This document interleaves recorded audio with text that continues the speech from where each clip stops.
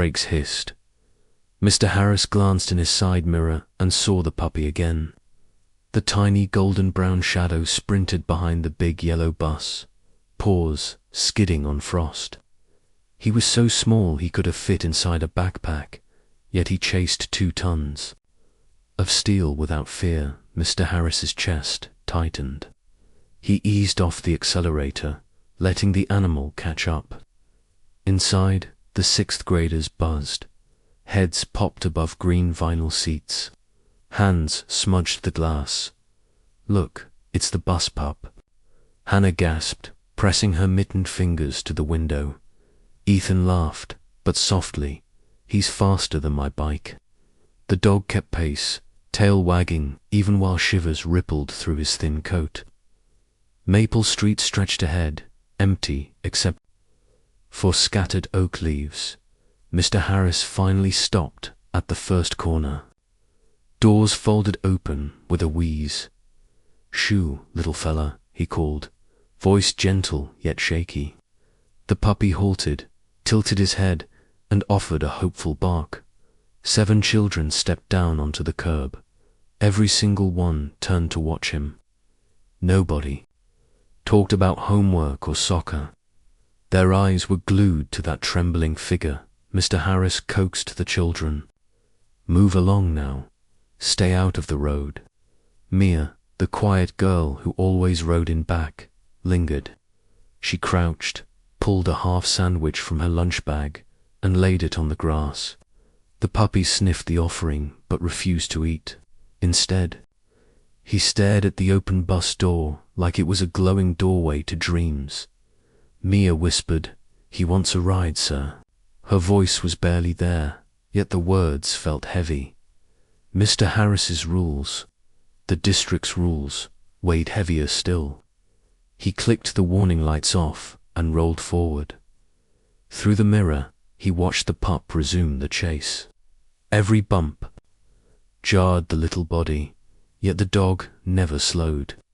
He kept a perfect distance, as if an invisible rope tied him to a promised dot.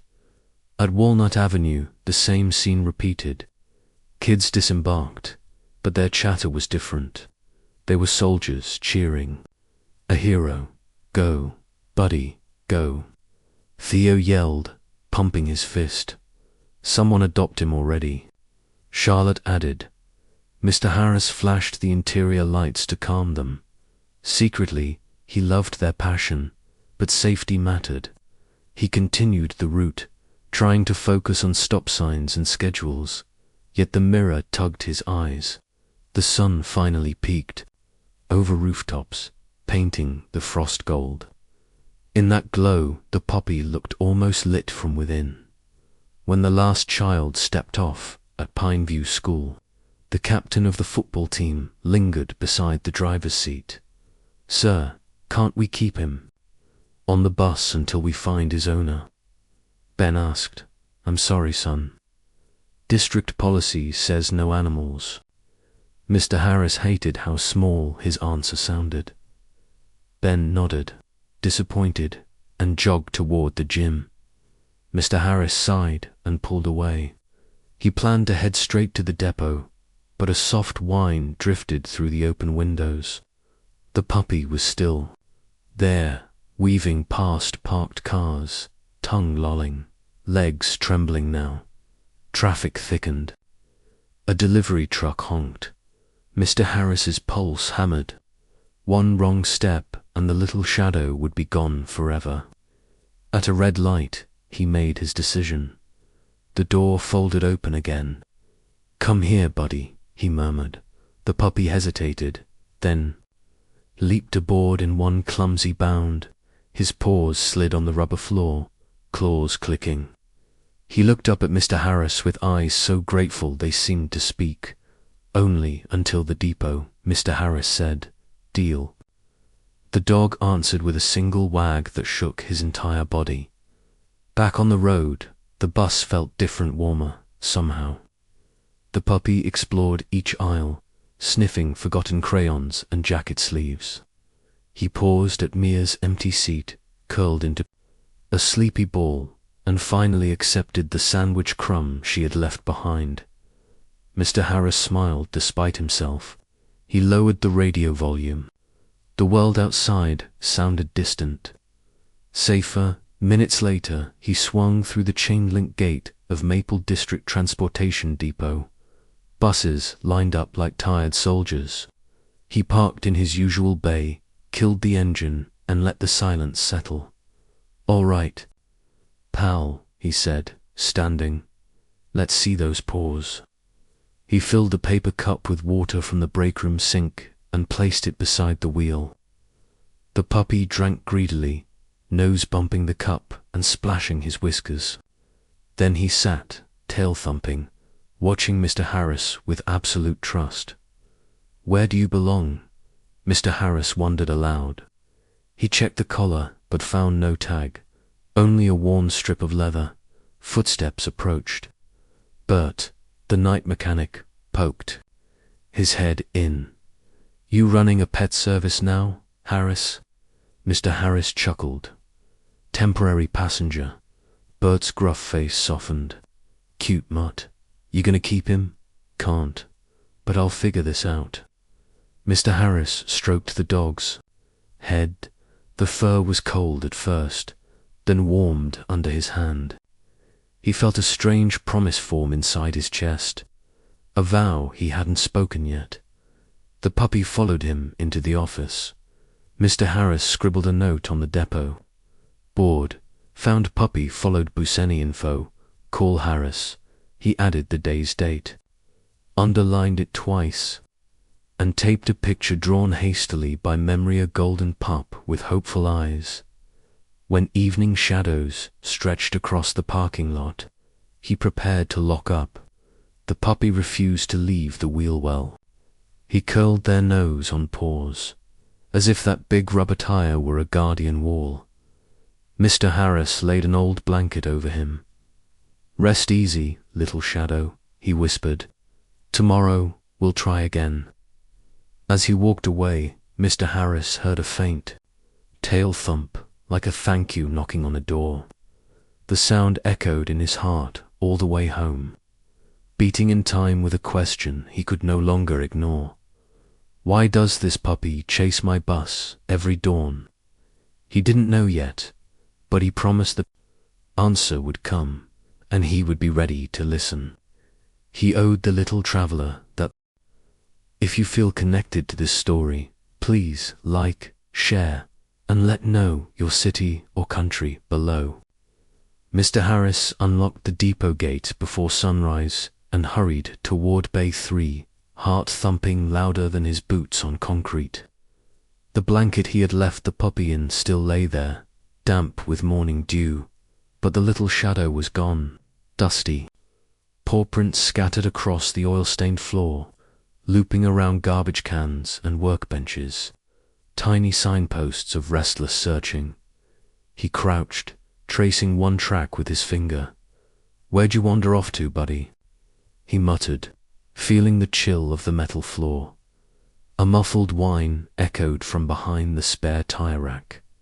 Mr. Harris followed the sound and found the pup digging between boxes of brake drums. Grease smeared his nose, yet his tail beat like a drum. He looked up, then darted back toward the open yard, as though begging the driver to follow. Mr. Harris grabbed a leash left by a forgotten pet clinic and clipped it gently to the collar. The dog didn't fight. Instead, he trotted ahead, leading Mr. Harris past rows of sleeping buses toward the chain-link fence that faced Maple Street.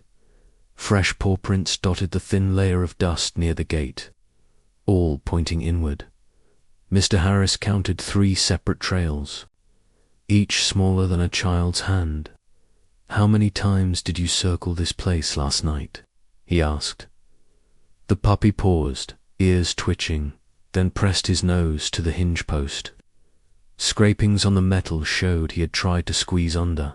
Beneath the fence, a shallow groove ran toward the street, proof of stubborn effort.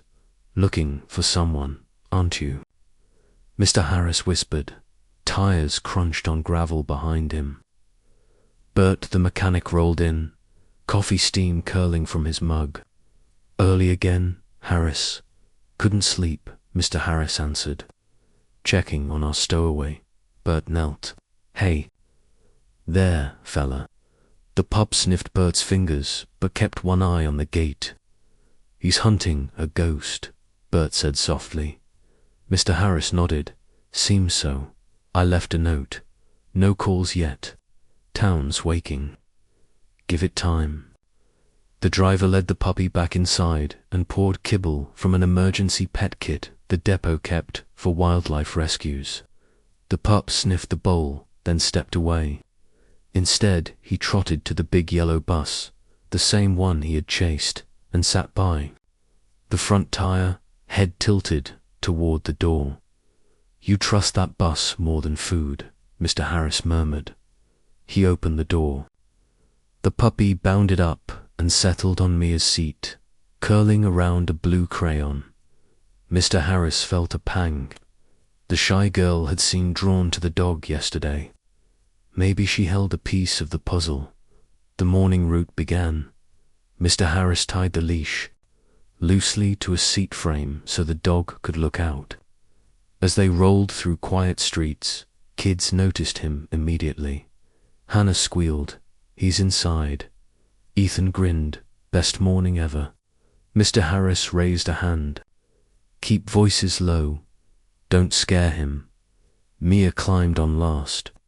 She froze when she saw the pup in her spot. Her eyes brightened like sunrise through fog. Mr. Harris asked, "Mind sharing?" She shook her head. She slid beside the puppy, who licked her knuckles. Mia whispered, "Hi, Luca." His ears perked. She repeated, "Luca." He wagged as if the name was a warm blanket. Ben leaned across. "You just named him." She guessed his real name, Ethan said. Hope rode the aisle like invisible confetti, yet worry sat behind the driver's ribs.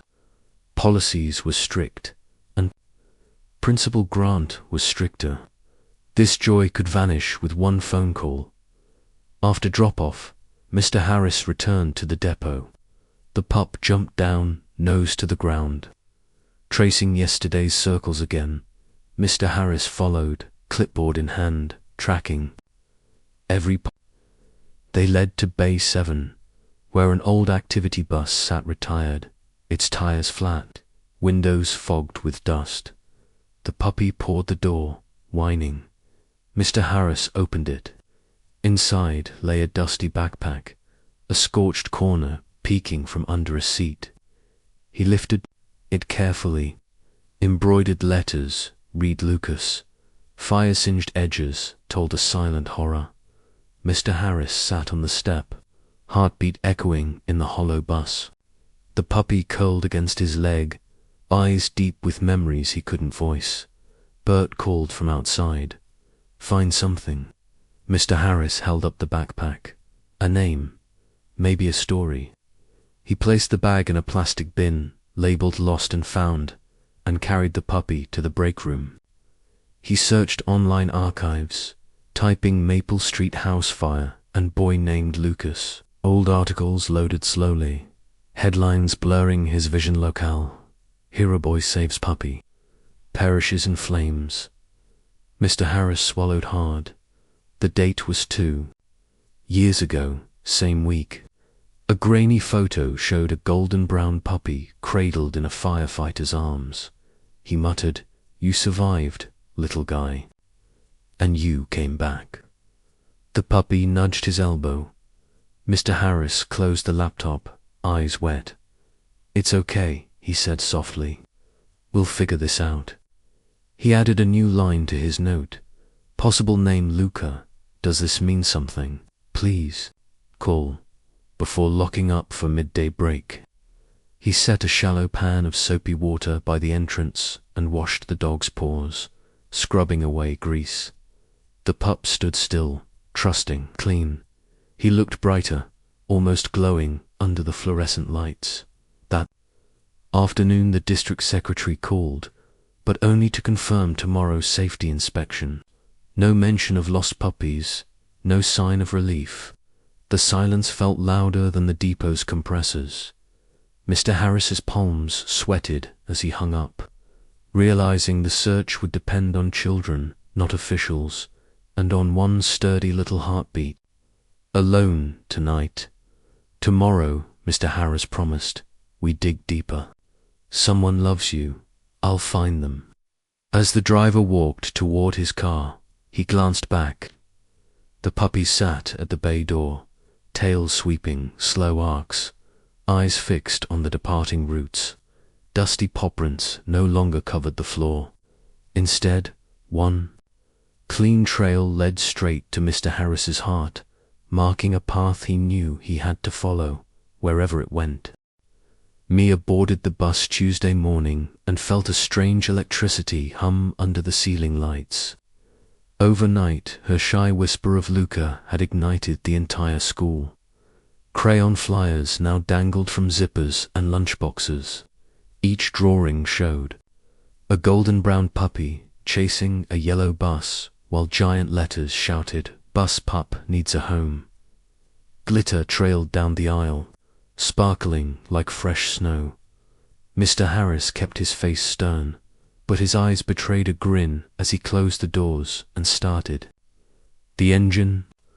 Luca, leashed by Mia's seat, sat up straight, chest out, tail fanning slow waves. "Ready, buddy." The driver called. The dog answered with a single bright bark. Students leaned across the aisle to wave at him. Mia stroked the soft fur below, the faded collar, and felt courage she had never owned before. The route began. Children passed a brown paper bag forward, dropping crackers, cereal rings, and cheese cubes inside. Ben, the tallest 8th grader, sealed it and handed it back. "For our mascot," he declared. Mia tucked her sandwich in two, leaving only an apple slice for herself. Luca sniffed the food but stayed focused on the window, watching houses scroll by like pages in a book he could almost read. At Willow Drive, twin 4th graders, Kimberly and Kate, stood in the drizzle holding a poster that read, "We love Luca." They hopped in circles as the bus pulled away. Luca barked twice, and the bus erupted in cheers. Mr. Harris drummed the steering wheel, unable to hide his smile. Yet every time he glimpsed the district logo on a passing car, his fingers tightened. One complaint could end this happiness: school. Hours only fueled the legend. In science class, Ben convinced Mr. Allen to let students build donation boxes for a real-world math project. By lunch, for brightly painted boxes waited in the hall. The cafeteria smelled of pizza, but slices disappeared into napkins destined for Luca. When the lunch monitor frowned, Ethan shrugged. "We're preventing waste." She rolled her eyes, yet said nothing. Mia usually sat alone, but today Hannah slid in beside her and opened a sticker sheet of tiny paw prints. "Pick any," she offered. Mia chose a silver one and pressed it to her notebook. "Thanks," she whispered. Principal Grant appeared then, suit dry despite the mist outside. He tapped the nearest flyer. "Remember health policies," he said. "Animals belong off buses." Ben pushed his shoulders back. "We're fundraising." "4 shots and a permit, sir." Grant sighed and walked on, leaving a cloud of worry. Clouds thickened through the afternoon. By dismissal, the sky was charcoal and rain lashed the pavement. Luca had spent the day napping in the depot office. Now, he waited inside the bus, paws dancing at the smell of familiar voices. Mia stepped aboard, feeling the turkey slice in her pocket. "Can I hop off one moment, sir?" "Storm's heavy," Mr. Harris warned. "Please, just a second," he nodded. Outside, she knelt by the curb, tore the meat into small pieces, and laid them neatly on the wet concrete. Snacks for later. If you get hungry again, she whispered. Rain soaked her sleeves, but she didn't flinch. Luca stood in the doorway watching, tail still. When she returned, sneakers squishing, Ben called, "Hero move, Mia." She blushed and took her seat. The ride home splashed through widening puddles. Luca balanced on his hind legs, paws on the window ledge, guarding the world instead of chasing it. A speeding pickup roared by, soaking the side of the bus. Luca flinched, then steadied. Mia laid her hand on his back. "You're safe," she said. Mr. Harris saw their reflection in the mirror and felt something inside him settle. He thought about the burnt backpack in Lost and Found, about the article folded in his wallet. Answers were stepping closer. At Mia's stop, she hesitated at the top step. Could Luca walk me to the porch? Mr. Harris checked the rein. 2 minutes. Mia unclipped the leash. Luca trotted beside her through the drizzle. At the porch, she knelt, hugged him, and whispered words the driver couldn't hear. The puppy's tail drummed happy thunder. She jogged back, cheeks pink.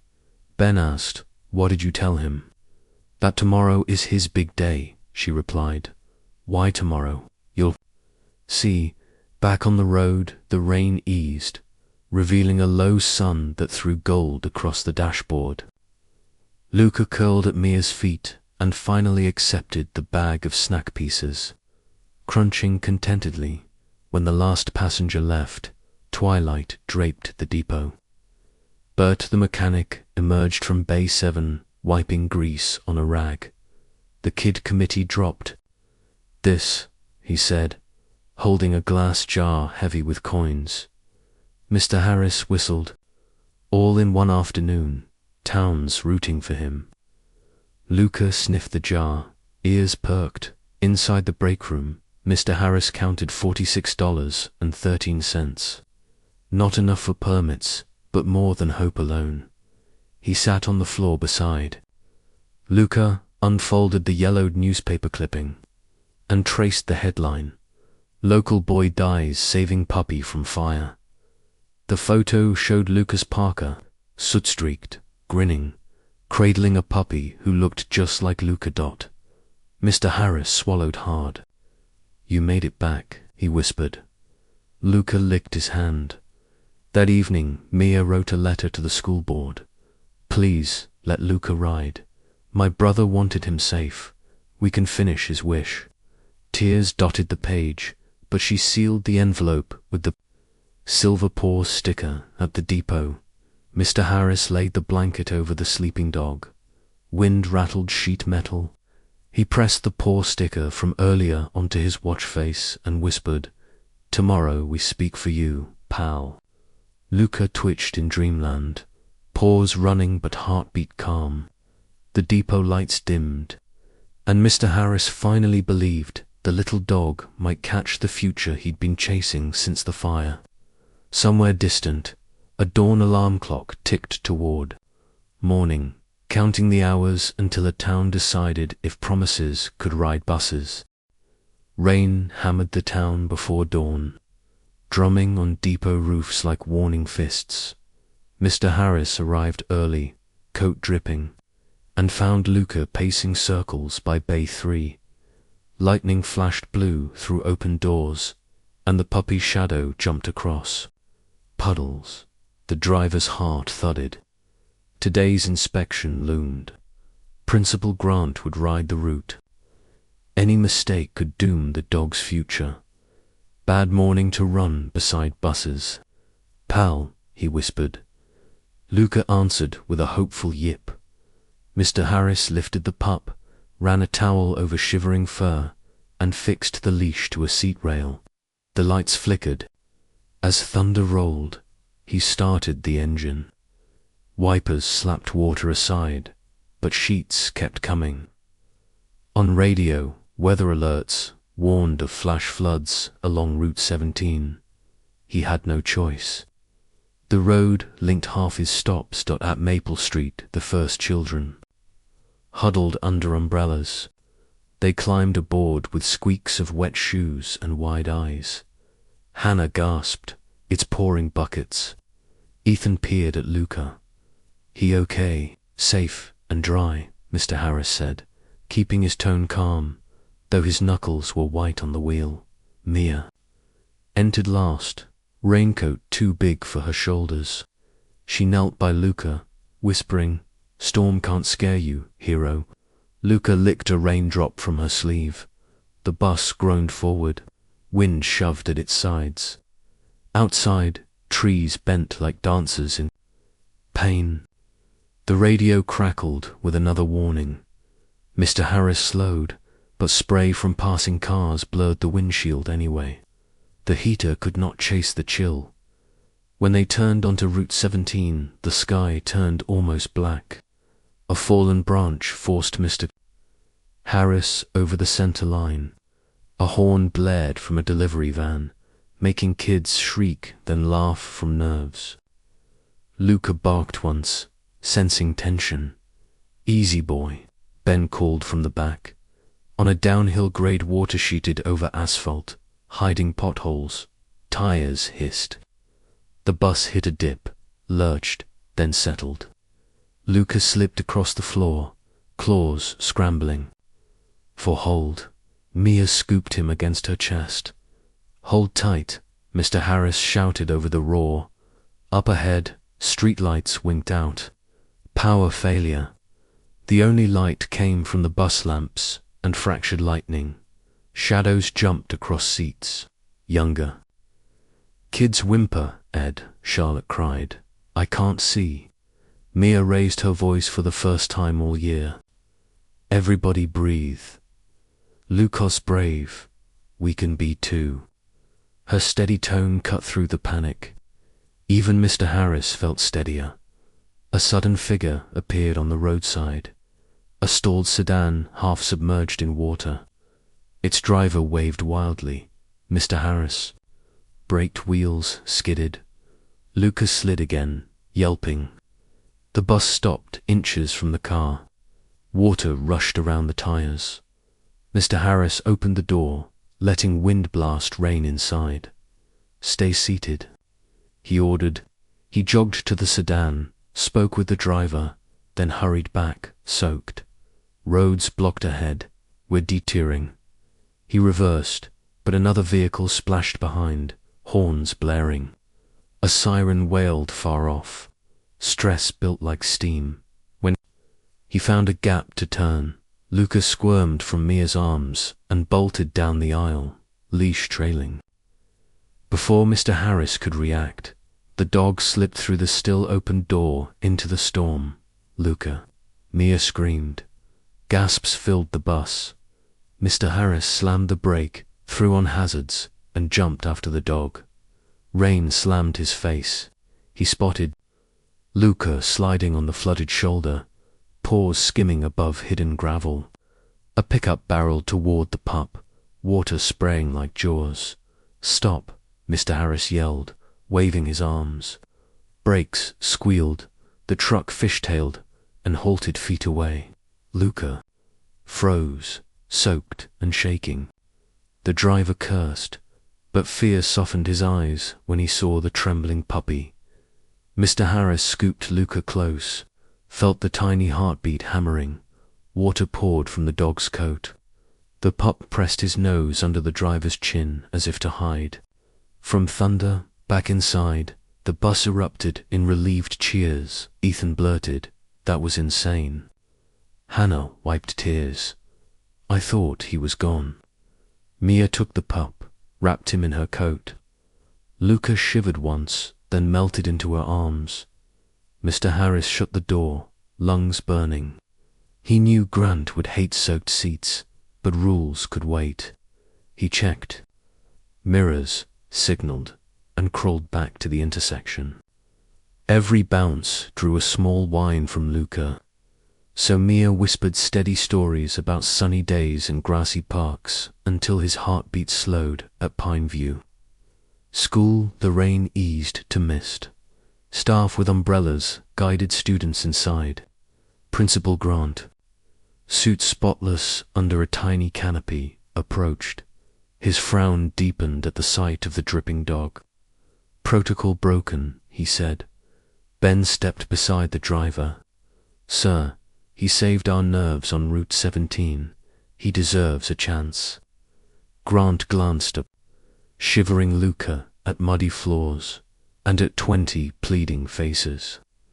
Thunder rumbled again. The man sighed. One discussion after classes, he said, then walked off. Relief sagged everyone's shoulders. Mr. Harris looked at Mia and murmured, "Thank you for the stories." She smiled. He listened. Back at the depot, wind still rattled doors. But the worst had passed. Mr. Harris dried Luca with shop towels, discovering the faded tag hidden under soaked fur. He rubbed grime gently until letters peeked through, Luca. The tag's edge was warped by heat. Mr. Harris felt cold despite the running heater. "So your name really is Luca," he said. "We're closer now." Luca wagged, eyes brighter. Now that the storm was behind them, Mr. Harris pinned the tiny tag on the depot board beside the flyers. Next to it he wrote in bold marker, "Stormproof friend, needs home, can you help?" Outside, clouds broke. A sliver of pale blue showed through. Fragile but real. It reminded Mr. Harris of promises, battered by wind, yet still visible when storms move on. He scratched Luca's ears and whispered, "Tomorrow, sunshine or not, we ride again together." Luca answered with a soft bark, already ready for dawn. Some promises needed storms to prove their strength, and theirs had just survived. Mia stepped onto the empty bus after the final bell, denim cuffs still damp from puddles. Muddy footprints dotted the aisle like puzzle pieces, and Luca's pawprints looped around seat posts. "I can help clean," Mia said, slipping her backpack. Onto a seat, Mr. Harris handed her paper towels and a spray bottle. "You saved everybody's nerves today," he replied. "One more favor won't hurt." Luca pranced between them, tail painting half circles. Flecks of dried dirt clung to his collar. Mia knelt, brushing matted fur. "You're still messy." "Buddy," she unbuckled the collar. A faint scorched smell rose. The tag looked like tarnished brass, edges warped. Mr. Harris noticed her frown. "Sink's in the workshop," he said. "Let's shine it." They crossed gravel to Bay 7. Tools hung silent on pegboards. Fluorescent lights buzzed. Mia turned on the faucet. Cold water raced out, splashing her wrists. She soaked a rag, added soap, and scrubbed. Grime melted. Down the drain, letters surfaced. Luca. Her hand froze. Mr. Harris leaned closer. "For letters," he murmured, "Luca." Mia's breath hitched. "Lucas," she whispered. "My brother." She hugged the collar to her chest. Luca wind, pawing her shoelace. Tears welled. "He always wanted to ride with me," she said. "It never happened." The room fell quiet. Mr. Harris remembered the charred backpack in Lost and Found and the headline he'd read. Pieces clicked. "He saved a puppy," Mia continued. "Firefighters found him holding it." Double quotes, Mr. Harris inhaled. "This must be the same pup." Mia's shoulders shook. "He came back for the ride we missed." Luca nudged her knee. She hugged him, cheek against damp fur. Mr. Harris dried the collar and refastened it. The letters glinted under the lights. "We'll honor Lucas," he said. "Finish his journey." Mia wiped her cheeks. "How?" "First, we tell the principal. The real story might change minds." Bert, the mechanic, entered. wiping grease. Saw the lights. Everything okay? Mr. Harris nodded. Better than okay. We found his name. Bert softened at Mia's red eyes. Need anything? Some pet shampoo, Mr. Harris said. Bert handed over a bottle. Take it. They guided Luca to a utility tub. Warm water foamed around him. The dog stood patient while suds carried away smoke, scent, and grime. Mia laughed when he shook, sending droplets across the shop. After rinsing, they wrapped him in a beach towel Bert offered. Mia buried her face in the fabric, breathing deep. Smells like the shore, she said. Found it in a seat cushion, Bert replied. Mia glanced around. Glitter still clung to seats from yesterday's posters. She pocketed a stray sticker shaped like a paw. Everyone will cheer when they hear his real name, she said. Mr. Harris nodded. They filled 2 jars with spare change already. We're closer to a permit than you think. Hope brightened her face. They scrubbed windows and wiped rails, Luca supervising from a seat like a tiny captain. Back on the bus, sunlight broke. Through clouds, glazing windows with gold. Mia sprayed cleaner while Mr. Harris mopped. Luca followed, paws squeaking on rubber. When the floor glistened, Mia set the bucket aside. Thank you, she said. No, he replied, locking them up. Thank you for trusting me. Outside, birds tested the clear sky with soft chirps. Mia clipped Luca's leash. Mum's picking me up. Will she understand? Parents know love when they see it. A horn beeped. A silver sedan rolled up. Mia's mother hurried over, eyes wide. Mia, whose dog, Mom, meet Luca. Luca saved him. Tears formed. Instantly, Mr. Harris spoke softly. He's followed our bus every morning. We think he wants the ride Lucas never got. Mia's mother knelt, stroking Luca's head. Hello, brave boy, she whispered. Luca leaned into her hand. She rose. Can we keep him tonight? I was hoping you would. Mr. Harris replied. A rumble of wheels signaled another bus returning. Mr. Harris waved at the passing driver, then turned back to Mia's mother. Principal Grant has to sign off, he explained. I'm meeting him before classes. If he hears this from families too, his answer might be kinder. Mia's mother nodded. I'll write tonight. Other parents will, too. Luca barked softly, as if agreeing. Rainwater dripped from the sedan's bumper while they planned. Mia's face lit up. She guided the puppy to the car. Luca hopped in, circled, and settled on a pink blanket. Sunlight caught his cleaned collar. Tomorrow, Mia said, we'll be at the stop early. We'll make it special, Mr. Harris promised. Later, they shared cocoa in the break room. Luca snoozed at their feet. He looks calmer, Mia observed. Love. Does that, Mr. Harris replied. Tomorrow, we show the class this collar.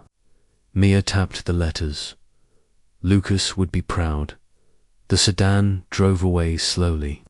He watched until it turned onto Maple Street, feeling lighter, as if the storm had rinsed sadness from the world. He filed reports, then slipped a note under Principal Grant's door. Need a meeting story of Luca. Twilight painted the sky lavender. Mr. Harris paused at the crosswalk where the puppy once chased the bus. He imagined Lucas waving. We're getting closer, kid, he whispered. Streetlights flicked on, painting shimmering paths across wet asphalt, and the driver held his breath, sensing Lucas's courage warming the cooling night around him. Leaves rustled like an answer. Renewed, he headed home. Somewhere across town, Luca curled beside Mia, dreaming of buses and promises ready to be kept. Ben sprinted down Maple Street, waving a stack of crayon posters. Overnight, rumors about Luca had ignited every hallway, and now the whole neighborhood felt alive with purpose. Mia waited at the corner, holding Luca's leash. She could barely keep him still. His tail swung like a metronome set to joy. When Ben reached them, he bent over, panting. "Got supplies," he said, handing Mia colored tape and a fistful of flyers. Each sheet showed a floppy-eared puppy chasing a yellow bus across scribbled rainbows. Mia smiled shyly. "They're perfect." Other children appeared in twos and threes, sticking the drawings onto lampposts and mailbox doors. No adults complained. Seeing the kids' determination, neighbors simply nodded and went about their mornings. The bus rumbled into view. Luca tugged forward, nails scraping pavement. Mr. Harris halted beside the group and opened the doors. "Big day, I see," he called. Giggles answered him. Luca bounded up the steps, ears flapping. He trotted straight to Mia's seat and sat, back straight, like a soldier ready for review. Hannah slid into the opposite seat. Poster power. Theo grinned from behind. Bus pups going viral. Mr. Harris guided the bus onto the route. As houses drifted past, children passed a plastic cup down the aisle, dropping lunch snacks and coins. Luca sniffed the aroma but kept his gaze outside, scanning for someone only he understood. Ben leaned across. "Why doesn't he eat?" "He's searching," Mia answered. Luca's ears twitched whenever a new street appeared, yet disappointment flickered each time he failed to find what he wanted. Still, he didn't whimper. He simply resumed the watch, brave and patient, at Elm Circle. Twins, Kimberly and Kate, climbed aboard carrying a shoebox with paw prints drawn in marker. They presented it to Luca like treasure. "For the vet visit," Kate announced, "filled with quarters." Kimberly added. Luca nosed the box, then licked each twin, sending them into squeals. Mr. Harris felt his throat tighten. The pup had turned the bus into a moving heart. But Principal Grant waited at the school entry. Arms folded, tie stiff, he eyed the dog through the windshield. A tension line snapped inside Mr. Harris. "Remember, sit tall, everyone," he warned under his breath. The bus hissed to a stop. Grunt boarded, scanning the seats. Luca met him with steady eyes. Not a bark, not a wag, just a calm hello. Grunt cleared his throat. "Temporary arrangement, Mr. Harris." "Community effort, sir." Kids held their breath. Grunt glanced at the donation cup, the shoebox, the hopeful faces. Something softened, but he still gave a curt nod. "See me after school." He stepped off. Exhales rushed out like steam. The threat wasn't gone, only delayed. Yet relief swept the aisle. Mia whispered to Luca, "You were brave." During math, rumors flew faster than calculators could click. The art teacher donated poster board. The journalism club promised a social media blast. By lunchtime, Luca's story had already reached neighboring schools. Mia ate quickly, pocketing chicken strips for her friend. She spent recess at the library. Computer, drafting a letter to the local paper. "A puppy rides our bus because my brother never got the chance." Help him finish that journey. Tears dripped onto the keyboard, but she kept typing after classes. Grant's summons echoed through the intercom.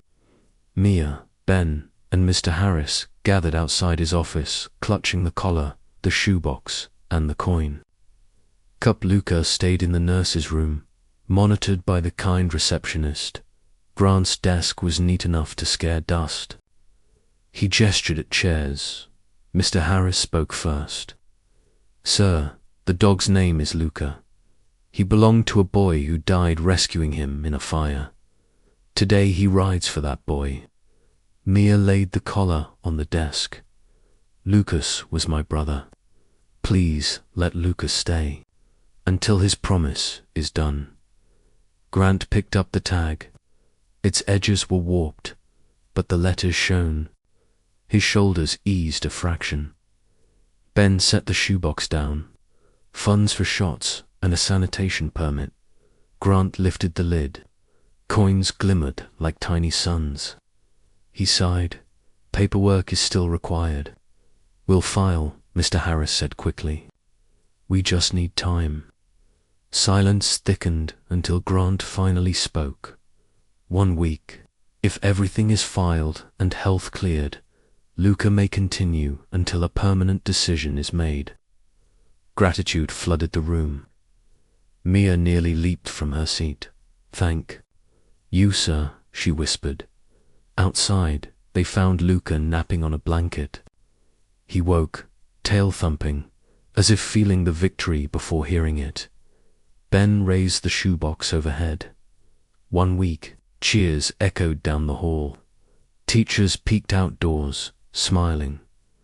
Back on the bus for the ride home, Luca finally accepted a strip of chicken from Mia's palm.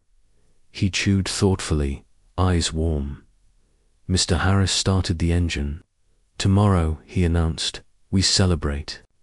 Clean bus, fresh banner, bright future. The bus rolled forward. Posters fluttered on fences like flags of hope. Luca pressed his nose to the glass, watching colors blur. A promise was still unfinished, but now it had allies everywhere. As the bus approached Maple Street, golden evening lights spilled across the seats. Mia whispered, Lucas, we're getting there. Luca's ears perked, and he rested his head on her knee. Content at last to close his eyes for a moment while the engine hummed a lullaby of roads yet to travel. They reached the depot as twilight. Painted streaks of pink across damp asphalt. One by one, the children leaned out and shouted goodbye, promising to bring more coins, more posters, more hope. Theo bragged that his mum ran a print shop. By sunrise, they would have professional banners. Hannah vowed to bake bone-shaped cookies for a recess stall. Even quiet Kimberly asked if dogs liked squeaky toys. Mr. Harris answered every pledge with a thankful nod, heart swelling bigger than the steering wheel. He sat for one quiet breath, sensing Lucas's spirit beside him, gentle, approving, unbroken. At last, silence filled the cabin. He closed his eyes, thanked the night, and softly felt Lucas nod inside the loyal dog. Mr. Harris left the depot long after sunset, but sleep stayed far away. The picture of Luca's shining tag kept spinning in his thoughts like a tiny brass compass. At midnight he gave up, grabbed his phone, and dialed Mia's mother. I'm sorry it's late, he murmured, voice low so neighbors wouldn't hear. I need to take me and Luca to Pine Ridge. Something there might finish the puzzle. Mia's mother hesitated only a second. We'll be ready. 15 minutes later, Mr. Harris's sedan rolled under street lamp halos. Mia sat in the back with Luca curled against her coat. Rain had stopped, yet the world felt rinsed clean, as if waiting for answers.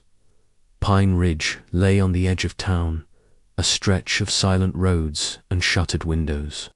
When the car's headlights swept across the old Parker house, Mia's breath caught.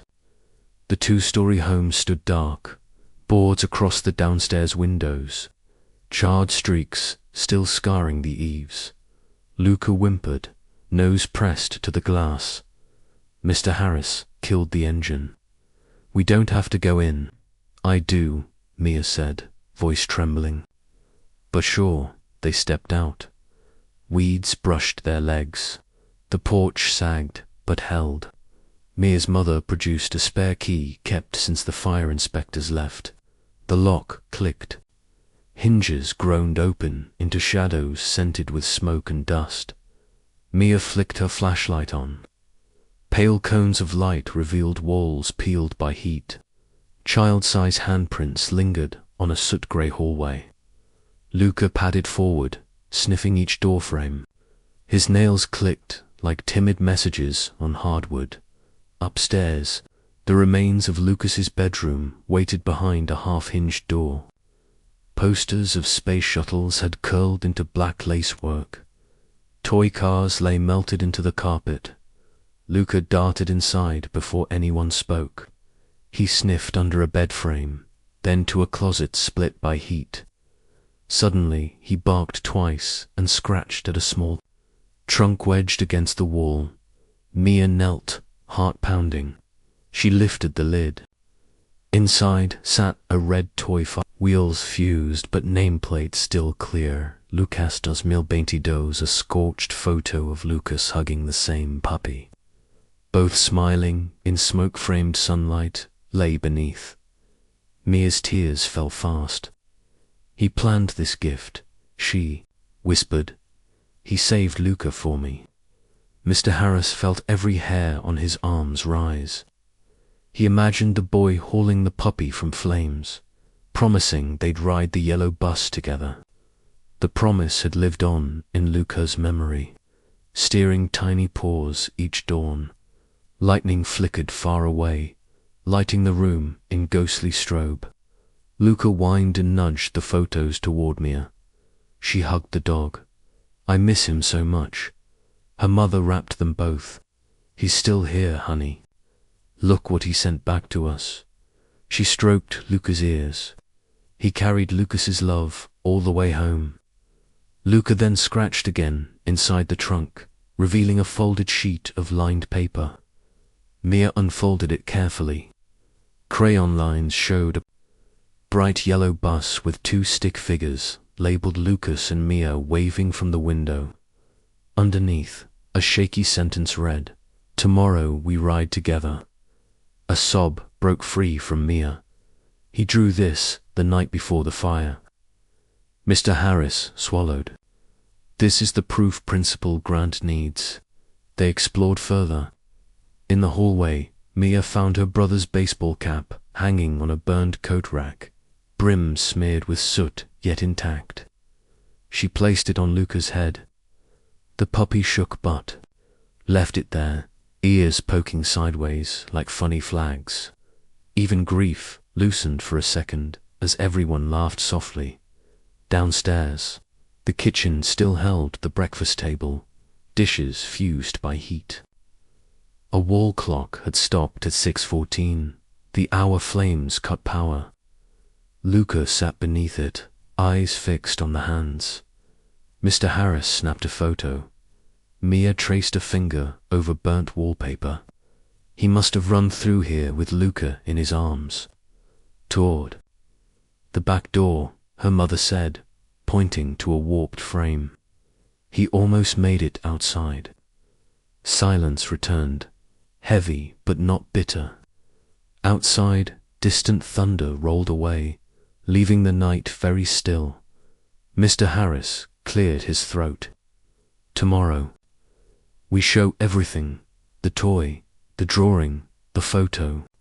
We'll ask for a memorial ride. Mia nodded. And Luca will sit up front.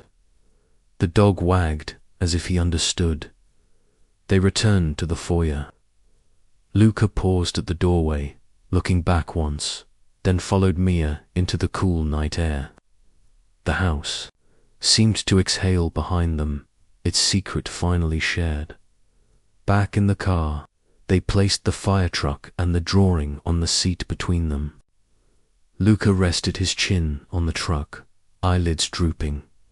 Halfway to Mia's house, Mr. Harris spoke softly.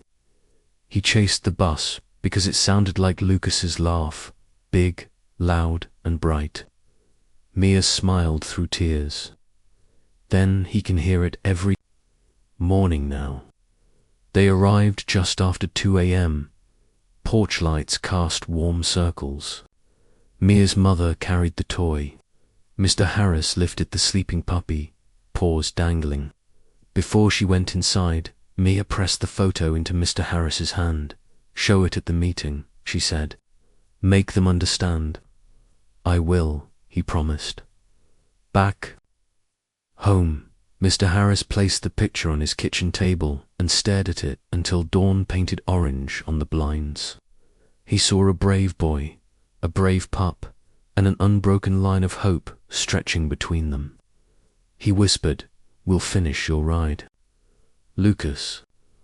When the alarm finally chirped, he slipped the photo and drawing into plastic sleeves, pulled on a fresh shirt, and headed for the depot early.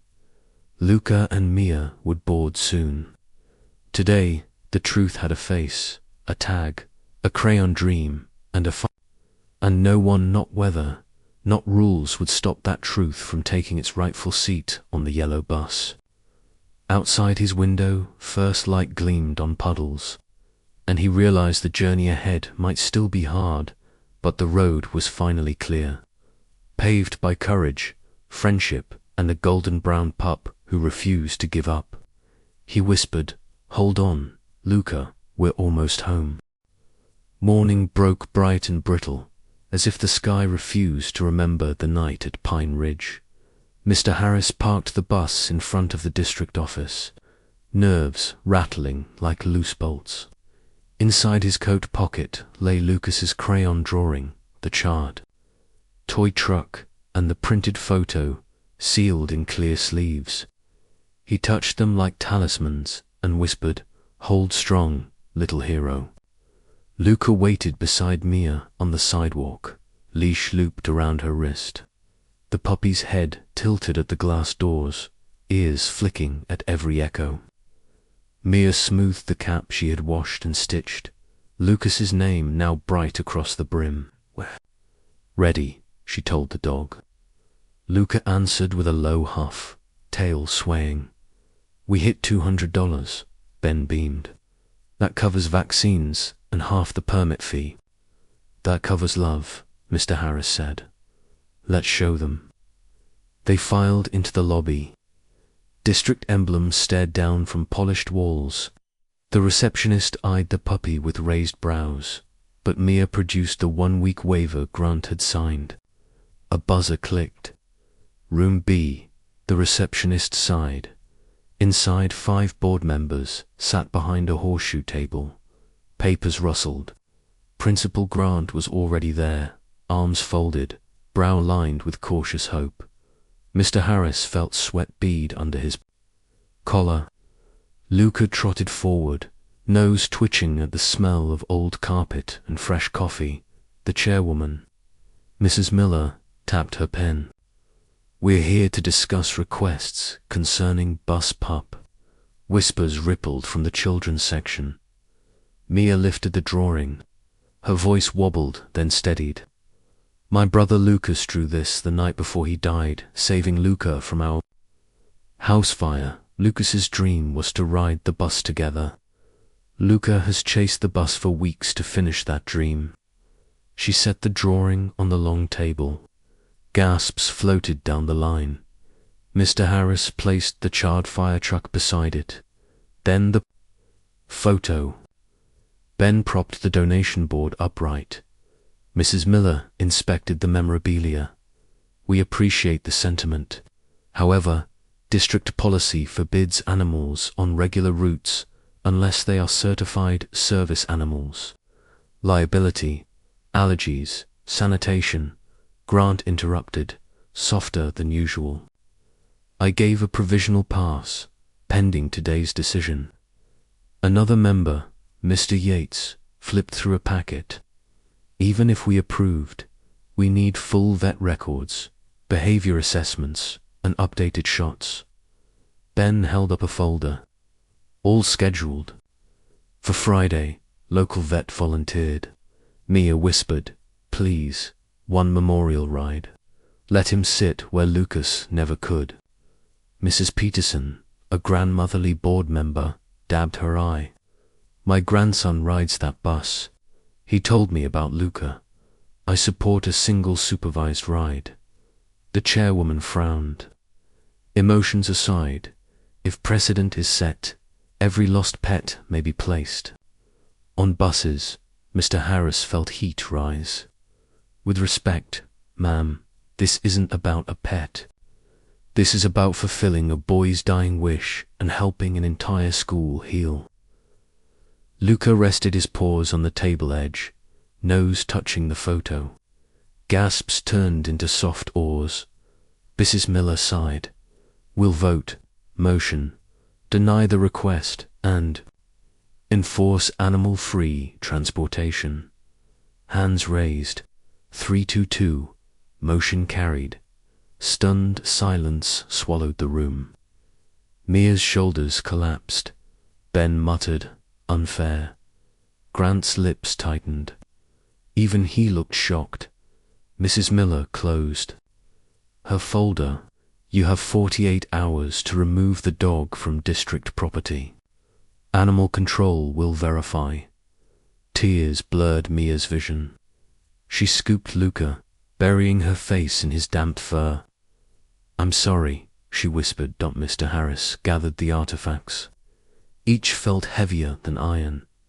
He thanked the board with as calm a voice as he could manage, and they left the room. In the lobby, parents from the community had gathered, holding printed banners. Ride for Lucas. Let Lucas stay. Seeing Mia's tear-streaked face, they understood instantly. Angry murmurs rose. Mrs. Parker, Mia's mom, stepped forward. They rejected a child's last wish. She asked. Mr. Harris nodded. A father in a construction vest clenched his fists. We petition, tonight. Grant emerged, eyes troubled. I couldn't sway them, he admitted.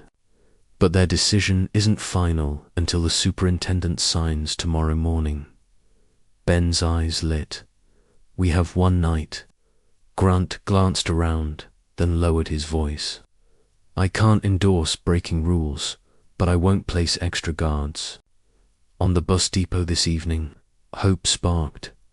Back outside, rain threatened but held off. Clouds moved like slow bruises across the sky. Mr. Harris crouched beside Mia. We can still honor Lucas, he said. This time, we won't ask permission. We'll ask forgiveness. Mia brushed a tear away. Midnight. Midnight, he confirmed. Evening settled. Streetlights flickered alive. At dinner, Mia's mother laid out sandwiches, flashlights, and rain jackets. We ride tonight, she said firmly, for both of my children. At the depot, Bert checked his watch, then loosened the bay's padlock a notch. For maintenance, he told himself with a grin. Luca sensed the shift. He paced circles in the living room, whining softly. Mia knelt. Just a few hours, brave.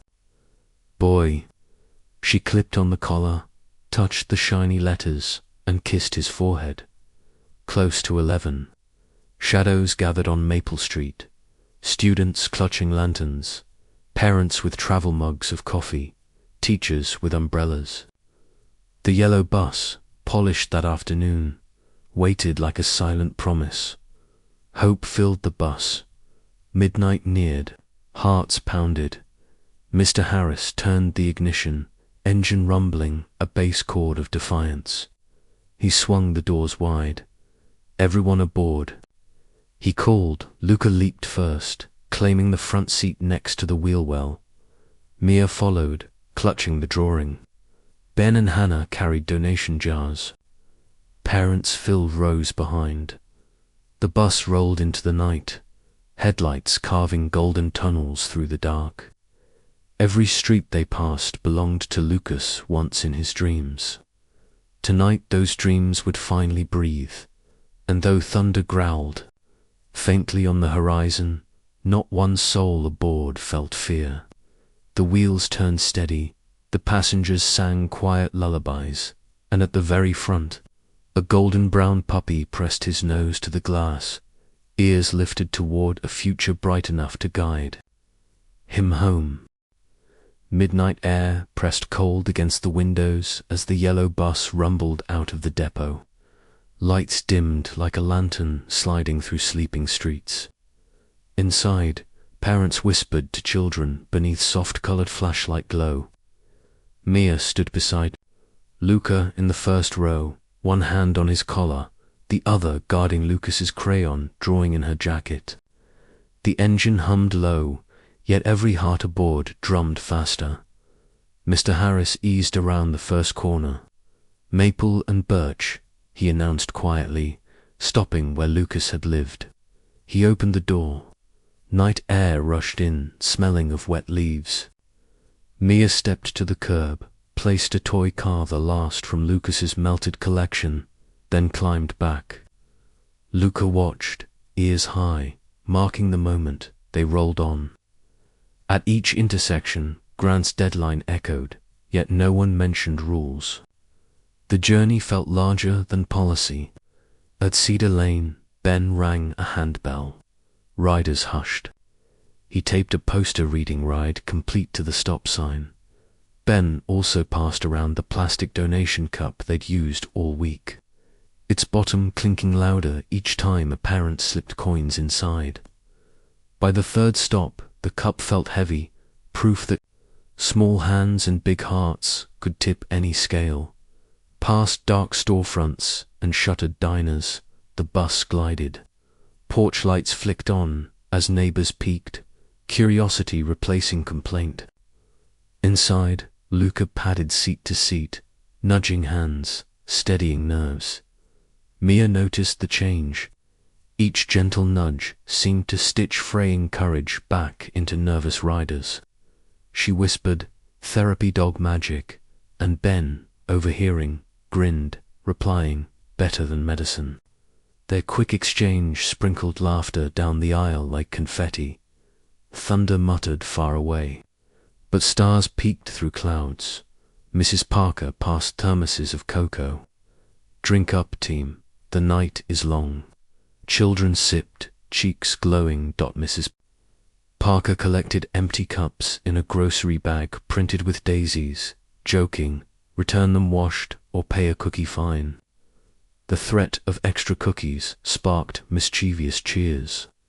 Even the tired adults felt lighter, warmed from the inside out.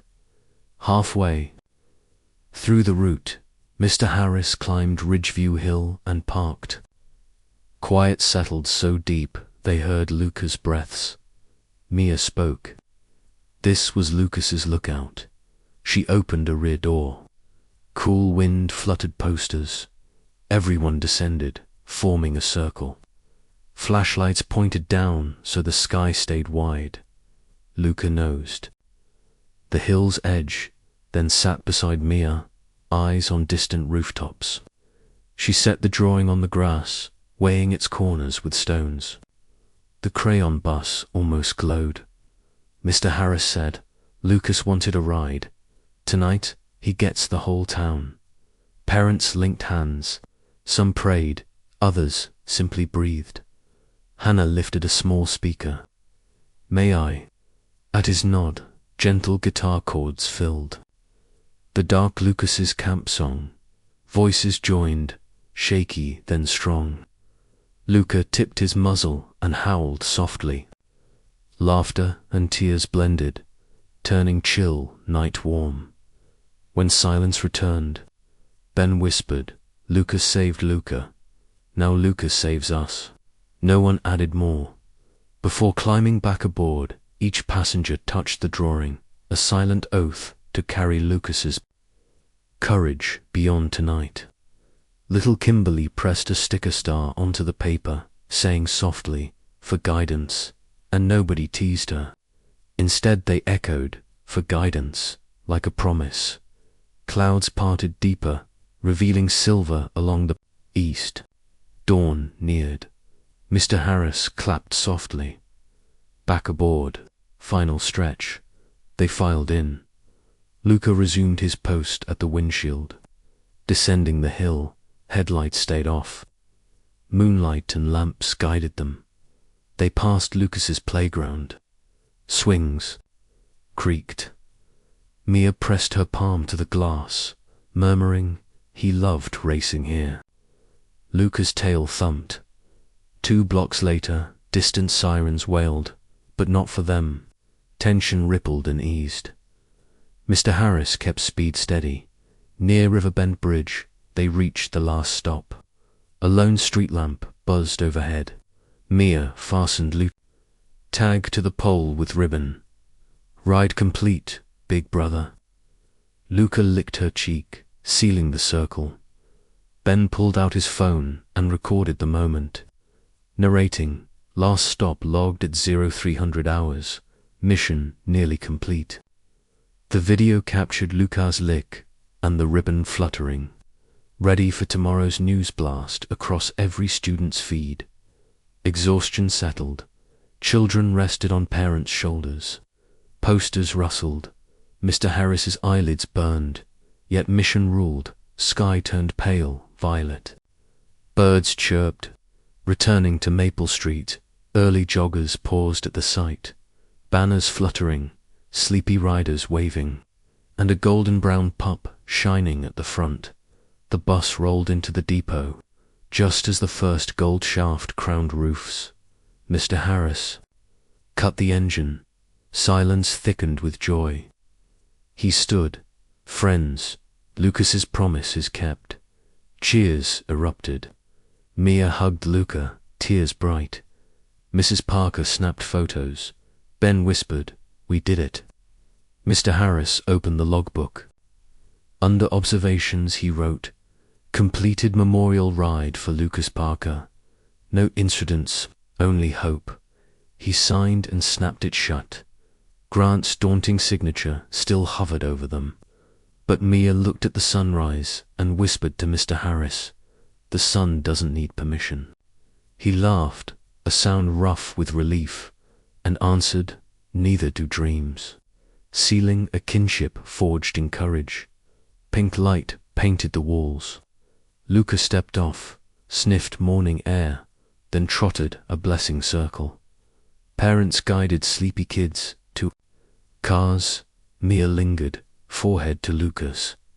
"You did it," Luca sighed. Mr. Harris crouched. Sunrise parade in an hour. Grab breakfast. Mia grinned. "We'll be back." She led Luca away. The pup glanced over his shoulder, wagging. Mr. Harris waved, heart full. Wind carried distant church bells, counting down moments to the bright sunrise parade soon, as he locked the bus for inspection later that morning.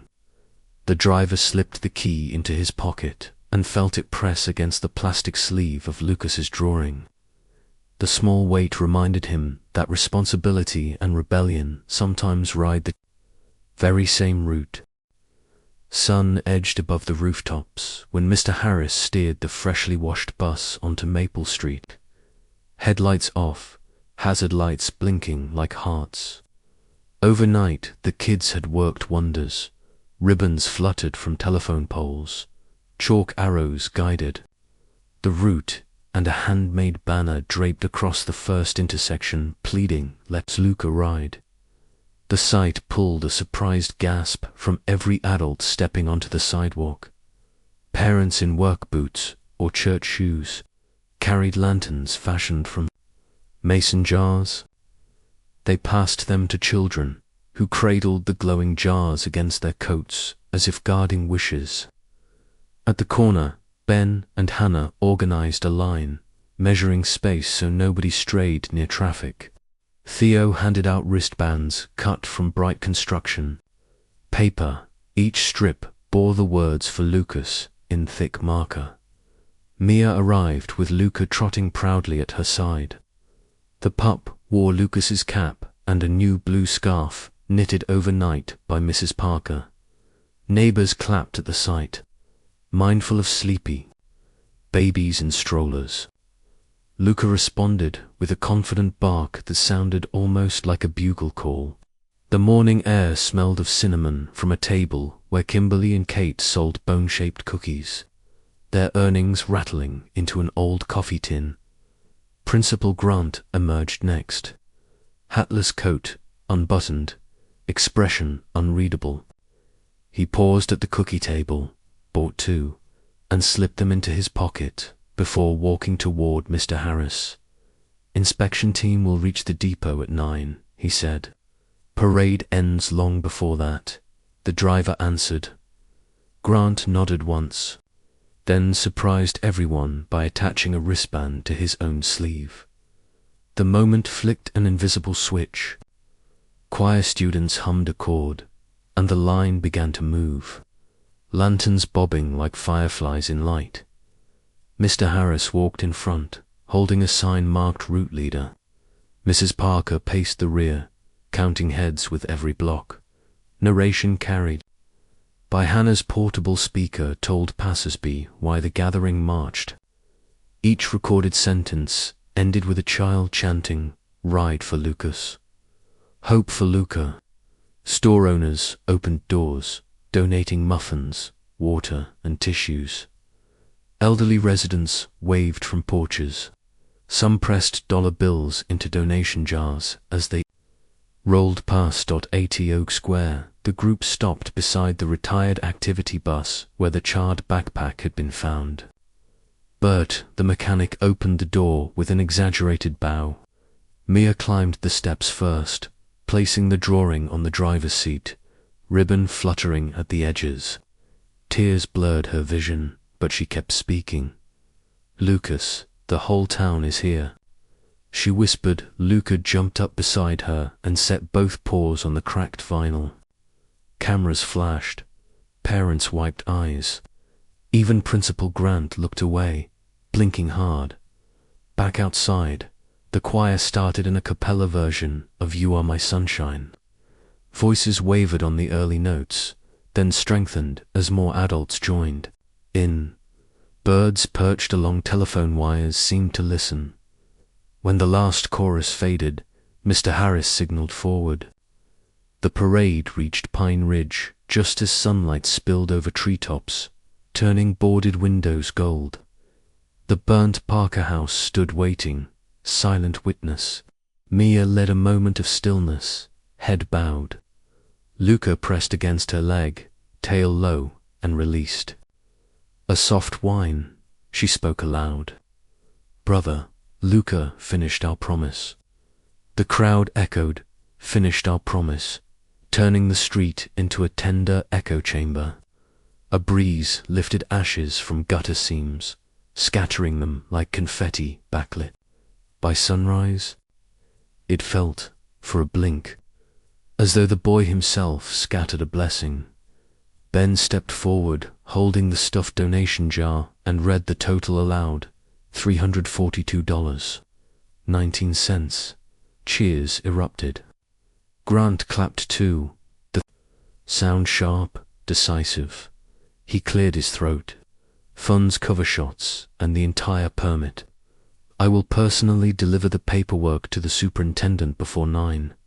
Mia stared. "You will." "I will," he repeated. "Some policies exist to serve people. Today, people came first." A joyful roar rolled down Maple Street.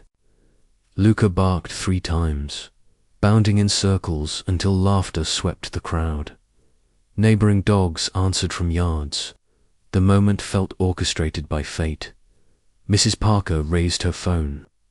Final photo, everyone. Group close. Families crowded beneath the "Let Luca Ride" banner while the morning sun crowned them with light. Click. The image captured tears, smiles, lanterns, and a determined puppy wearing a child's cap. When the crowd dispersed, Mia crouched beside Luca. "No more chasing, okay? Tomorrow you ride inside every day." Luca licked her cheek, approval assured. Mr. Harris knelt too. "Kiddo, your brother would burst with pride." He handed her a folded copy of today's parade permit, stamped approved in red ink, courtesy of Grant's early call. Legal and official. Mia hugged the paper, then pressed it against Luca's chest like a medal. "You earned this." Grant returned, holding a clipboard. "I'll walk the inspection team personally," he said. "Tell them why this bus smells of cookies and hope." Parents laughed. Kimberly thrust a leftover cookie at him. "Fuel, sir." He bit in, crumbles catching the dawn. Sun fully cleared the horizon. Street lamps blinked off. The day felt lighter, threaded with promise. Mr. Harris climbed into the bus, started the engine, and opened the door. First ride under new rules. "Folks, anybody want to join?" Mia, Ben, and Hannah hopped aboard. Luca led them to the seat behind the wheel, curled onto the cracked cushion, and gazed out as the bus pulled slowly forward. Maple Street slid past, bright and clear, no longer a path to chase, but a road to travel together. Every lantern extinguished itself in the growing light, yet the hope it carried glowed even brighter. Inside each heart on that rolling miracle as they rounded the corner back toward the depot. Mia rested her head against the window and whispered, "We did it, Lucas." Lucas' ears flicked. He closed his eyes, the vibrations of the moving bus now a lullaby instead of a pursuit. The promise was kept, the town awakened, and dawn had given them all a brand new beginning. Morning glow clung to Maple Street as Mr. Harris steered the freshly washed bus into the depot yard for inspection. The banner was folded, cookies were gone, but cinnamon and wet ribbons still scented the air. Luca trotted ahead, scarf fluttering, cap tilted. Children followed, lanterns empty, eyes shining. Superintendent Riley, a tall woman with silver hair, waited beside a rigid clipboard. Principal Grant stood nearby, tie crooked, forms in hand. Volunteer vet Dr. Singh knelt by a table of vaccination vials. Mia stepped forward. "Good morning, ma'am," she said. Luca sat, tail sweeping dust. Riley adjusted her glasses. "So this is the famous passenger." Mr. Harris said, "Paperwork is ready. Shots happen before wheels roll." Grant added, "I recommend approval." Riley asked, "Do you accept full responsibility?" Mrs. Parker stepped up. "Shared responsibility. We'll house Luca and cover care." Dr. Singh nodded. "Healthy pup, ready for vaccines." Riley exhaled. A tiny smile appeared. "Proceed." Relief fluttered through the kids. Ben pumped a fist. Hannah squealed. Mia hugged Luca. Dr. Singh lifted Luca, rubbed his ear. Brave boy, the needle slid in. Luca barely flinched. Mia fed him half a cookie. Harris signed. Riley pressed her signature hard. She handed the permit to Mia. "Keep this safe," Mia whispered. "Thank you," tucking it inside her jacket. Riley scratched Luca's ear, then told Grant, "Sometimes policy must feel the weight of a story." Grant's shoulders eased, parents waved goodbye. Only Mia, Mrs. Parker, Grant, and Mr. Harris stayed with the new mascot. Mr. Harris crouched, "Ready for your first official ride, partner." Luca barked, tail drumming metal steps. The first bell rang. Mia climbed aboard carrying a notebook labeled promises. Luca claimed his usual seat behind the wheel. Sunbeams painted rails, gold, empty. Seats felt full of voices. Lucas's laugh, choir songs, whispered vows. Mr. Harris breathed hope like fresh bread. He pointed at the mirror. "Look who's riding." Students rushed toward the bus. Grant allowed a short, celebratory loop. Ben carried the cookie tin like a trophy. Hannah handed out star stickers cut last night. Doors folded, engine rumbled. Vibration tickled Lucas. Pause. Wheels rolled round the lot and onto Maple Street once more. Kids narrated landmarks. At each corner, someone recalled how Luca had chased or waited. Mia wrote every memory in tiny script. She sensed a warm presence beside her, gentle and proud. She pictured Lucas nodding. Bright tears slipped free. "We did it, big brother," she whispered. Luca pressed his head to her knee. The ride ended back at school. Laughter spilled out. "Grant," clapped Harris. "Best detour I ever allowed," he said, striding inside. Cookie crumbs falling, but Mrs. Parker revealed a collar. Engraved, "Luca Parker, Community Companion." It sparkled as she clipped it on. "Time to go home, sweet boy." Mia knelt. Home at last. Luca perked at the word home, trotted to the car, turned 3 circles on a plaid blanket. The cap covered one eye. Everyone chuckled. Mr. Harris tapped the window. "See you tomorrow, officer." Luca thumped his tail. Sun climbed higher, brave and bright. Its rays touched the Parker ruins, telling ashes that life moved forward. A faint rainbow shimmered above the roofline. That evening, Mia carried Luca over their porch threshold. Just as Lucas had dreamed. Fresh paint scented the living room.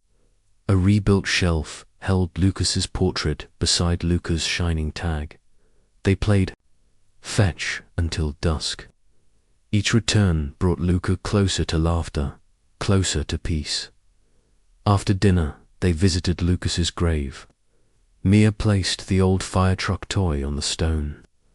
Luca lay beside it, chin between paws.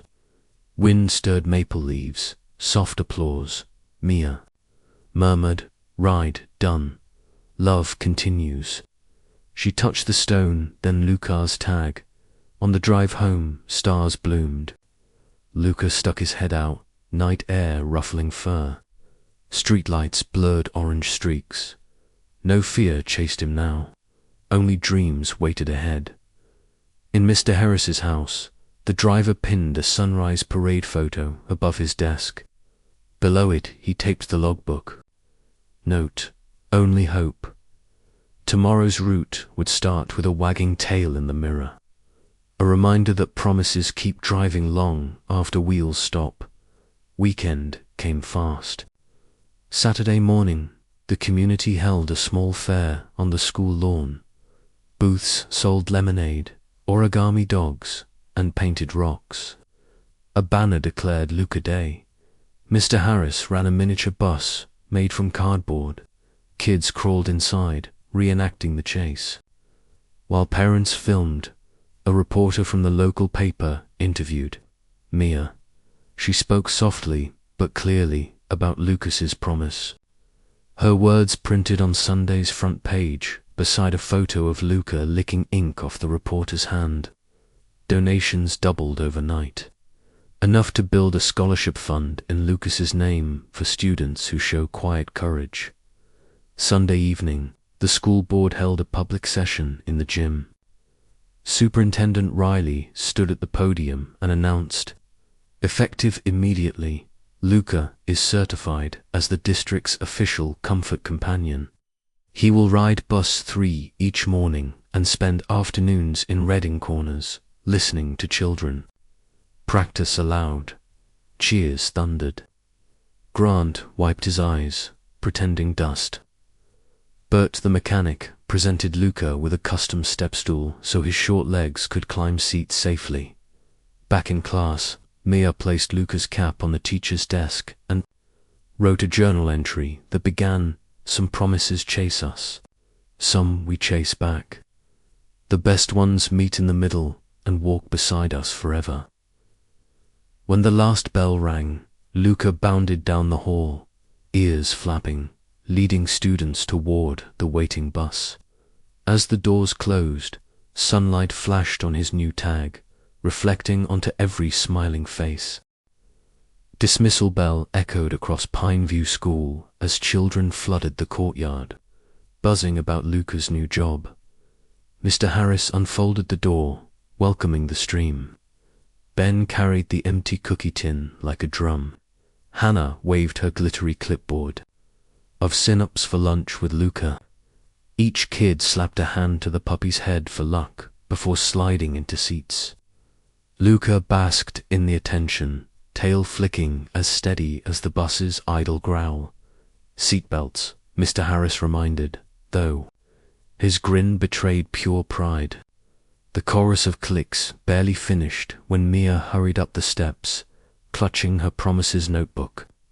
Luca met her halfway, nose bumping her knee. She laughed, ready for the victory lap. The bus rolled. Afternoon sun poured through broad windows, painting stripes over faces. Soft chatter filled aisles. Weekend plans, cookie crumbs, heroic puppy gossip. Grant's approval earlier felt like sunrise in everyone's chest, but one last part of Lucas's wish remained unfinished. Mr. Harris tapped the intercom. "Listen up, team. Quick detour, before the usual drops. Your parents know." Excited. Gasps answered. Ben shouted, "We going to Pine Ridge?" "Exactly," Mr. Harris confirmed. "Time to honor the promise properly." Concrete suburbs melted into quiet lanes. Weeds pushed through sidewalk cracks, hinting at long memories. Lucas stood on hind legs, paws braced against Mia's window, ears twitching. She wrapped an arm around him, calming the slight tremble. The burned Parker house had been cleared, leaving only a fenced lot and a young maple sapling the community planted last month. Mr. Harris stopped at the curb. Engine ticked down to a hush. Doors folded open with a sigh. Nobody rushed. Hannah whispered, "Single file, please." Children stepped into mellow light, carrying lantern jars, now filled with paper wishes. Mia led Luca through the gate. The sapling's leaves danced in warm breeze. She knelt and read aloud from her notebook. Wish number 1, written by Lucas. Ride the bus with Mia and our dog. Today we close that page. She slipped the paper into a tiny glass bottle and buried it beside the roots. Luca sniffed the soil, then sat, gazing at the spot where Lucas's bedroom once stood. Ben cleared his throat, holding up the old cookie tin now stuffed with extra coins. "This covers books for the new school reading corner Luca's lounge." Applause fluttered. Mr. Harris unfolded a small clipboard. "I have something too." He displayed official adoption documents, signed by Superintendent Riley, Principal Grant, Mrs. Parker, and himself. "Luca already belongs to all of you, but the law needs ink. Today we finish that." He produced a blue pen. Mia's hand shook as she signed first, guardian witness. Mr. Harris added his name with steady strokes. The clip snapped shut. Hannah sniffled. "So he's really ours forever." "Forever and a day," Mr. Harris said. "Can he sit in Lucas's seat now?" Theo asked. Mr. Harris nodded. "Kyle, trade spots please." The boy moved gladly. Luca hopped onto the freshly vacated cushion, front paws on the window ledge, cap askew. Eyes shining, Mia placed Lucas's crayon drawing on the lap desk. The puppy's nose touched the wavy yellow bus, then he settled, chest lifting in a deep, content breath. The whole group watched in reverent silence, broken only by birds overhead. Mrs. Parker took a photo, whispering, "Promise kept." Ben opened his phone stream. World, look. Viewers poured in, hearts and paw emojis flooding the screen. Comments scrolled, tears, faith renewed, ride on, Lucas. Wind picked up, carrying the faint scent of charred wood mixed with fresh grass. Mia felt a gentle warmth at her back, as though her brother leaned close. She whispered, "Thank you." Mr. Harris clapped softly. Board the bus, champs. Back inside, phones buzzed, teachers texting, "Congratulations," news outlets requesting interviews. Yet the cabin felt strangely calm, anchored by Luca's steady heartbeat. As the bus pulled away, Mia watched the sapling shrink in the mirror. "Grow tall," she murmured. She flipped to a clean page in Promises and wrote, "Plant hope, watch it ride." Ben leaned over the seat. "Roadside party tonight. Picnic under the maple," she agreed. They laughed, planning snacks. Even shy Kimberly joined, suggesting peanut butter bones. City blocks reappeared. At each stop, kids descended quieter than usual, hugging Luca first. "See you tomorrow, officer," Ethan saluted. "Bring that tail," Hannah giggled. By the time only Mia remained, evening light glowed amber. Mr. Harris parked outside her rebuilt home. Steps were painted sky blue, flower boxes blooming purple. Mia unclipped the leash. Luca trotted down, pausing to gaze back at the big yellow bus. No chase, no confusion, only farewell until dawn. "See you in the morning," Mr. Harris said. "Bright and early," Mia replied. She waved, notebook hugged against her chest. Luca barked twice the kind of bark that sounds like laughter and bounded up the porch. The driver watched until door closed behind them. He exhaled, shoulders lighter. In the mirror, Lucas's seat sat empty but radiant in orange glow. Depot lights flickered on when he arrived. Bert met him with grease-streaked grin. "Heard the news. You, sir, are a legend." "No," Mr. Harris answered, shutting down the engine, "just keeping a promise on schedule." He wiped the dashboard, pausing on a tiny sticker star someone had left. Smiling, he left it there. Night settled. Outside, crickets tuned up. Inside the depot office, the adoption file slid into a drawer labeled Completed Miracles. On Mia's windowsill, the new permit hung beside a photo of Lucas holding baby Luca. The pup lay curled on her bed, head on the cap, tail giving one last sleepy wagged as she whispered, "Good night, hero," and flicked off the lamp. Street lights cast gentle patterns through curtains, drawing ghostly bus shapes that rolled across the walls toward morning. In sleep, wheels whispered, "Home, home," on each smooth, faithful turn. Luca finally dreamed not of chasing, but of arriving again and again next to those he loved, on a seat that would always wait for him. Monday morning arrived bright and cool, the sky clear enough to feel like new paper ready for ink. Mr. Harris whistled as he unlocked the bus. Brushing yesterday's confetti out the door, a single sticker star remained on the dashboard. He left it there, a quiet badge of all they had fought for.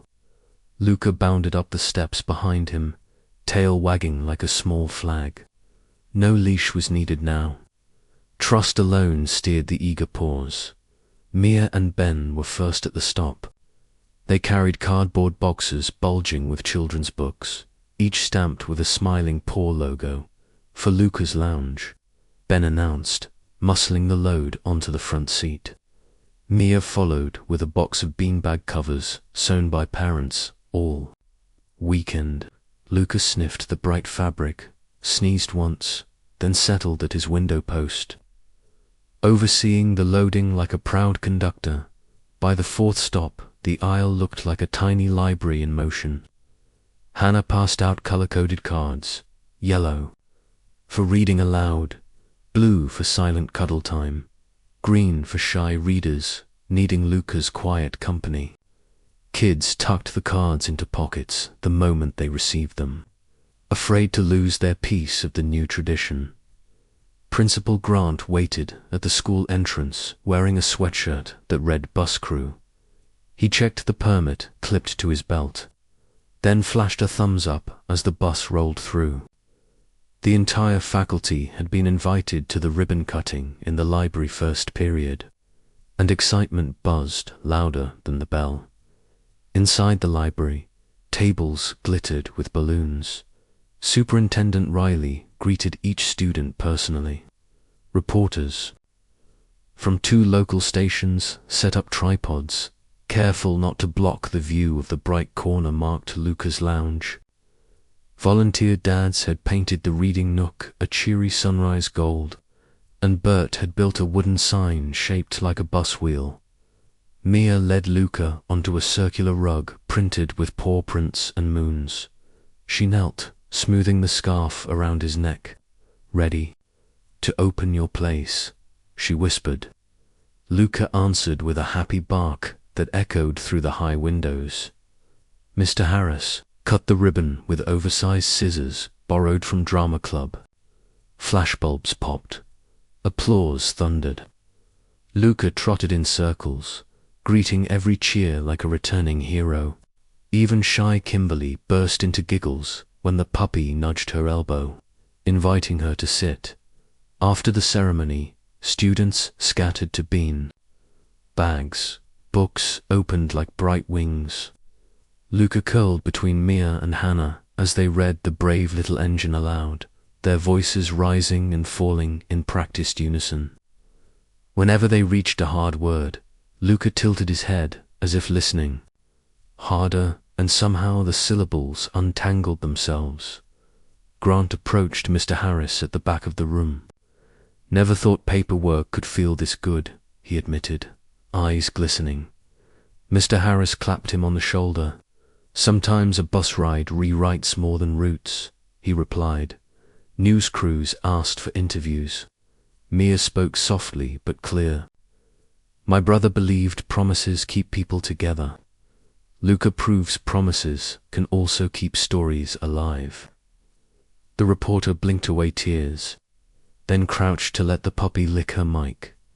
By lunch, the story had streamed across county lines. Social media swarmed with clips of Luca resting his chin on open pages. Donations for the scholarship peaked again. Digital counters spun like carnival wheels. Yet amid celebration, quiet weight settled on Mia's heart. She still carried promises, and one blank page waited. She slipped away to the music room, Luca padding behind. Sunlight danced through stained glass, panes coloring the piano keys blue and red dot. Mia opened the notebook. "Last promise," she murmured. "Share Lucas's courage with someone new." She looked at Luca, who needs it most. The dog nudged the door. Outside, janitor Mr. Edgerton swept leaves alone. His grandson had moved away. Mia remembered overhearing him say, "Mornings felt empty now." She tore a green card from her pocket, wrote Mr. E on it, and tucked it under Luca's collar. Together they trotted down the hall. Mr. Edgerton looked up, surprised. Luca sat, tail thumping. Mia explained the lounge schedule and pressed the card into the man's weathered hand. His eyes softened as he read. "A lunch buddy," he whispered. "I'd like that." The bell rang. Kids flooded halls again. Mr. Edgerton lifted the card, smiling wider than Mia had ever seen. Promise delivered. That afternoon the bus cruised. Beneath crimson clouds, Luca sprawled across Lucas's seat, belly full of accidental crumbs from celebratory cupcakes. Ben and Theo drafted plans for a yearly Luca parade. Hannah mapped a storybook drive. Mia filled the last line of her notebook. Promises are roads that never end. As the final stop neared, she closed the cover and gazed at Luca. He sensed her eyes and gave a lazy wag. Outside the window, new leaves unfurled on the maple sapling, each one catching sunset like a tiny sail. Mia imagined Lucas pushing the wind for them, making sure their journey stayed swift. Mr. Harris braked gently at Mia's house. She disembarked, turning back for one more look. Luca perched at the steps, ears perked, silhouette glowing orange. The bus rolled away, And for the first time ever, Luca did not chase it with anxious paws. He simply watched, confident it would return. Inside, the house smelled of fresh paint and cinnamon. Mrs. Parker had framed today's newspaper headline, "Puppy turns tragedy into hope." Mia placed promises beneath it, spine-worn, pages full. She knelt and hugged Luca. "All promises kept," she whispered. The dog sighed, curling into her lap. Did this story touch your heart? Give it a thumbs up, share it around, and drop your location in the comments.